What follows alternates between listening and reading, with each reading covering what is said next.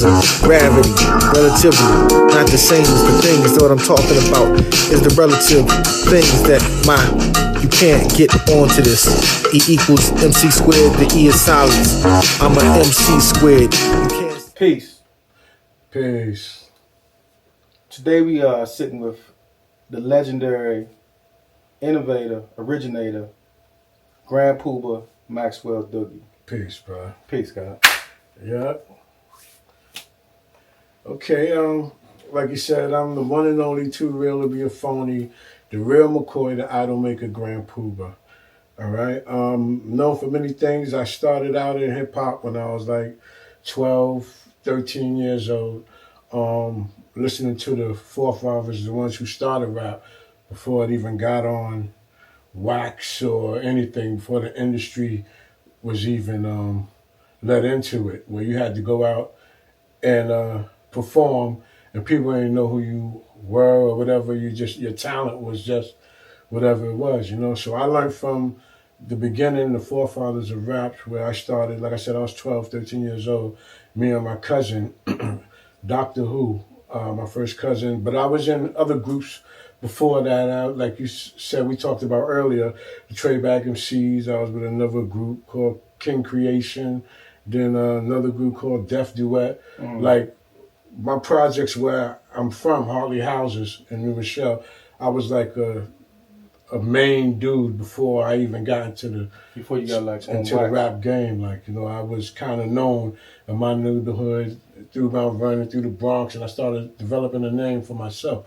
And that's when a brother from my projects who was a boxer, he had a trainer. His name was Milton LaCroix.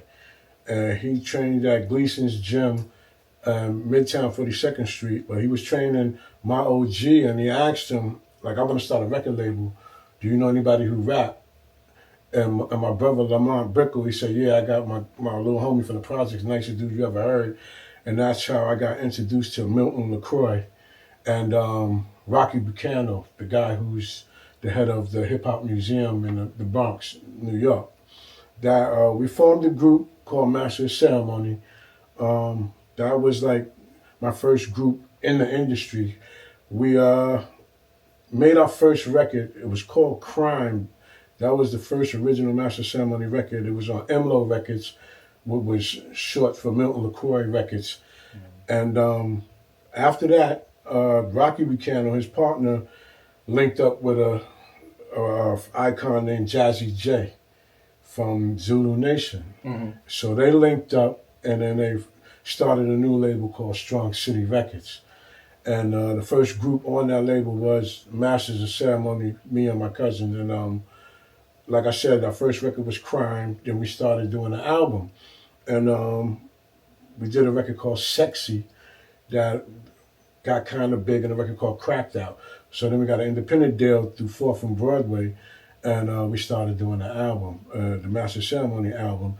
And on the record Sexy, I brought in a brother by the name of Don Barron, like the first reggae hip-hop record to ever. It's around the same time as Boogie Down, you know, but this was a straight yard hip-hop record. Like, it was a real big record, especially on this region. Yeah. So that was the kickoff. Like I said, we was on 4th and Broadway.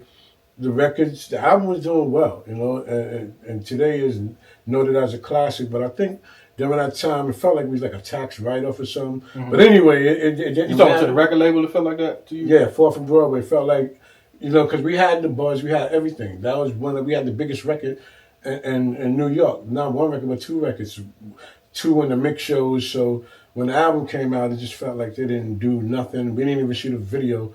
We shot a video for Sexy, but we did that before we signed with 4th and Broadway. So we didn't get any help from the label. But anyway, that kind of dismantled, and I ran into this guy who used to work for Tommy Boy Records named Dante Ross. I ran into him in a club, and he asked me what was I doing, whatever. He said he wanted to sign me, and I was like, cool. He said, but wait a minute, I'm getting ready to have a new situation somewhere else. So when I leave Tommy Boy, I want to sign you, you know. And this is without no demo or nothing. He just wanted to sign me. So at that time, I'm producing Lord Jamar and Shaddad X at the time as individual artists, like they were solo artists. And I was shopping their stuff and all of that to different labels and everything. This is after Master Ceremony? After Master Ceremony. Okay. This is like 89. Okay. So what happened, I started shopping their music and nobody was really like, they didn't understand, they didn't see what I see. You know what I mean? So I told them, like, yo, look here, this guy over here want to sign me. I got y'all. Let me get y'all in the game. Don't even worry about it because this guy want to sign me over here. And that ended up being Electra Records with Dante Ross, where I signed. So I told him, like, look, I got these two dudes. He was like, yeah, they okay, whatever. But, you know, you want to sign me? Sign them. So we formed as a group together to form Brand Nubian. But my whole sole purpose of that was just to keep my word and get them in the game. So a lot of people thought it was like a group, like, you know, grew up together. kind of like that. But that was my sole goal. You know, so when we separated and I went my ways, they didn't understand, like, I did what I had to do. I got them in the game. I made them legends off of one album, like 5 mics in the sauce. You know what I mean? I did what I, you know? So basically that's what it was, you know what I mean? And I went on to do my own solo thing and everything like that because I always wanted to do that. And that's where we go from 89 to 91 to 92. And then that's when me and P. Diddy, Puff Daddy, we were cool. We were like friends before he got in the game with Groovy Lou, the brother he's with all the time. Like we're from the same area. You know what I mean? I wanted to ask you about that, about New Rochelle and the Bronx and Yonkers. Like, how do you get there from Harlem? New Rochelle is here. Mount Vernon is here. Yonkers is here. Now, the Bronx, the part of the Bronx that New Rochelle is connected to is the North Bronx. Right. That's like where all the Caribbean people live. Matter of fact, when I was born in New Rochelle, we were living in the Bronx. My mother just went in labor in New Rochelle, but we were living in the Bronx. And then eventually we moved to New Rochelle. But the North Side is basically like Co-op City, and like I said, the Caribbean side of the Bronx, 220th, Enumore, Gun Hill, that's the north side. When you get to Mount Vernon, it's kind of in the middle. Like it goes from the middle and a little bit to the west. That's like, is that like a suburb? That's a 2 train, 241st Street, that's the last stop is Mount Vernon. And like our train line would be the 5 train. New Rochelle is like the 5, like we take the 5, Mount Vernon, or we take the 2, but you have to go through Mount Vernon. But that's the middle and towards the west. Yonkers is the west side. That's the 1 train, Broadway. That's connected to Yonkers. So all 3 are connected to, like it's not, people think like when you say, I thought they went north. Yeah, I thought they went further north. But they go lateral. It takes 2 minutes. You got Co-op City, then the next X is New Rochelle. Like it's like literally 2 minutes away. Like it's not no upstate or like how people think. It's all connected. You know, Yonkers, same thing. Like the train lines run from there to all the way wherever. You know what I mean? So it's not.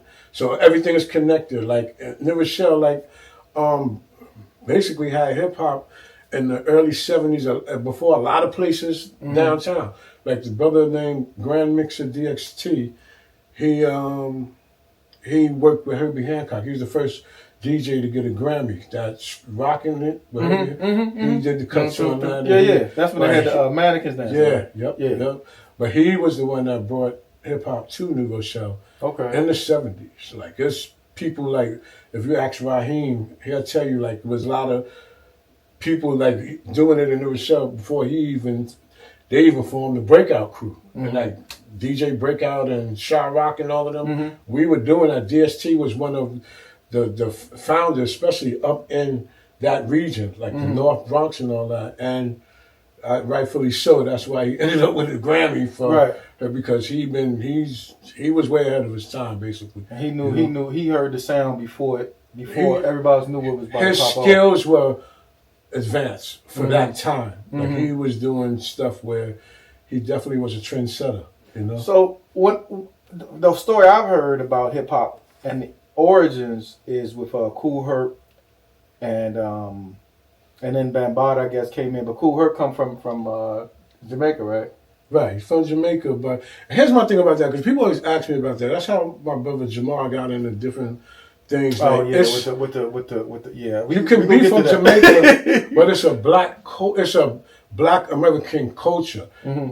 Hip hop wasn't doing whatever they was doing in Jamaica. They were doing what we were doing as city kids in New York. Like that's a culture that was created, and then they say the Spanish people, they contributed, but hip hop was a foundational thing started by young Black youth in New York, basically. You know what I mean? Everybody else definitely participated. They participated, but the creation of it, it's the Soul Train, it's the James Brown, it's different elements that created that. And then one of the guys, Skylock guys from Jamaica, he even said it, like, we copied American music. We try to be like the Americans in Jamaica. Like, we used to listen to Fat Dominoes because all they had was American radio. So they would emulate themselves from American music, like all the great. And then he mentioned the story where he used to go to South Carolina to his family's house and spend the summer, and that's when he seen the jukebox.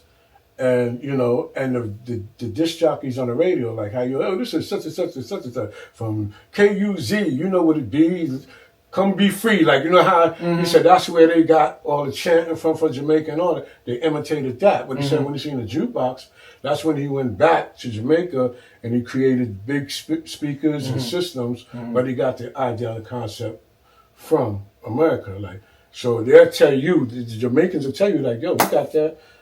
We copied the Americans, like, you know what I mean? But they branched off to do their own thing and did the chat, and they had their own music. And I think that's important because, like, there's nothing wrong with having different cultures amongst us. Like, when we go to eat, what do you say? Yo, I'm going to give me some yard food. I'm going to give me some Jamaican food. Yo, I'm going to get Italian food. Yo, I'm going to get some Spanish food. Right. We're different cultures, but we're all melted together. So I don't really get into all those debates and all that. I really wasn't even asking about the origin from the standpoint of like him being from Jamaica. I was really talking about from the Bronx being the origin of hip hop just in general, like the Bronx, because I remember hearing I forgot who it was, but like like I said, traditionally I've heard that the Bronx is the birthplace of hip hop, but then I heard somebody else like, nah, it was in Brooklyn, or nah, it started here. And then the whole Queensbridge and bridges over. I don't get into none of that because if you can find videos from 1930 where somebody rhyming to the beat, videos of people breakdancing. It's a Black culture. To say it started, history repeats itself. So I wouldn't. You can't put but specifically with the two turntables and all that. Right. I would give that to the Bronx who created that genre, like. And then you being so close to the Bronx, it was just a short. It wasn't even like that hard. It's not even that. Like, my grandmother lived on, like I said, we lived on 220th before we moved to New Rochelle. But my grandmother lived on Pearsall. It's directly across the street from the McDonald's in the Gun Hill bowling alley. Like, my grandfather used to take me to the Wakefield movie theater to watch my karate flicks or whatever. My father would take me downtown because my father was in Harlem.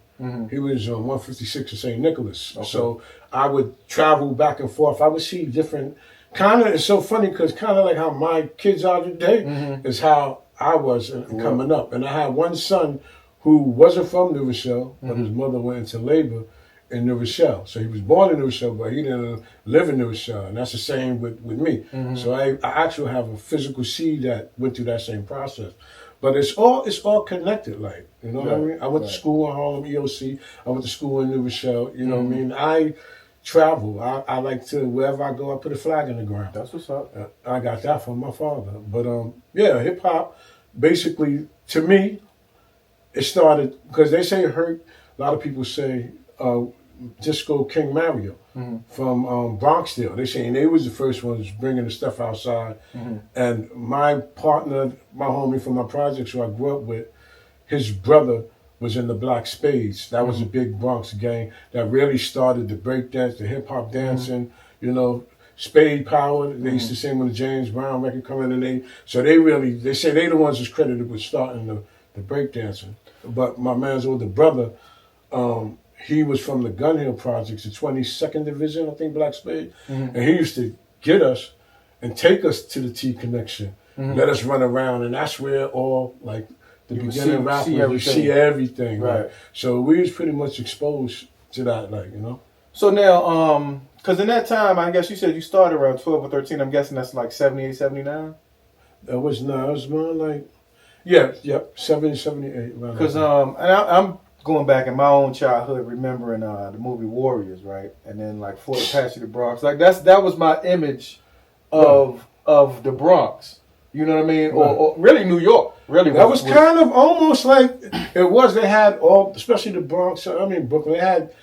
There were gangs back then in the 70s, like, and that's what I said. That's where the hip hop derived from, the Black Spades, you know. But you had the Savage Nomads, the Savage Skulls, a bunch of different gangs, and like I'm not a historian on the gangs at that time, but I've spoken to people who participated. Like they had the Young Spades, and like I told you, my partner's older brother was a Spade, so then I had in my projects, I think, a couple of Savage Nomads.